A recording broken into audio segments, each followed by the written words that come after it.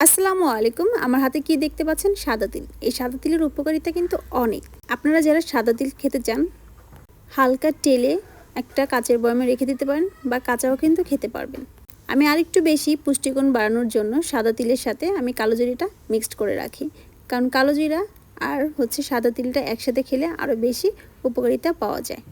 হাড় ও দাঁতের স্বাস্থ্য ঠিক রাখে, হৃদরোগের ঝুঁকি হ্রাস করে, হজম শক্তি বৃদ্ধি করে, ডায়াবেটিক্স নিয়ন্ত্রণ রাখে ও ত্বক ও চুলের জন্য বেশ উপকারী সাদা তিল।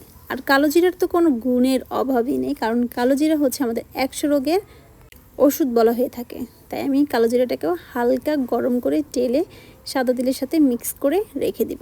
এটাকে আমি প্রতিদিন সকালে বা হোক, দুপুরে হোক বা বিকালে হোক, যে সন্ধ্যার পরে হোক, যে কোনো একটা টাইমে আমি খেয়ে নিই অল্প কিছু পরিমাণ করে। আপনারা যদি আরও কিছু বিস্তারিত জানতে চান, অবশ্যই অন্যদের ভিডিওগুলো আপনারা একটু দেখে নেবেন। সাদা তিল এবং কালো জিরার কী কী উপকারিতা আছে, আমি কিভাবে সংরক্ষণ করি আর কিভাবে খাই, সেটাই আপনাদের সাথে আমি শেয়ার করলাম। এই যে এখন ভাজা শেষ, কালো জিরা এবং সাদা তিলটা আমি একটা কাচের বয়ামে করে রেখে দিলাম। তো আপনারা সবাই ভালো থাকবেন। বাই বাই, আল্লাহ হাফেজ।